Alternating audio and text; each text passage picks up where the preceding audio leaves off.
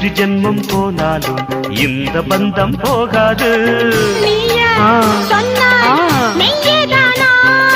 உன்னை என்று வேறு பெண்ணை உள்ளம் தேடாது.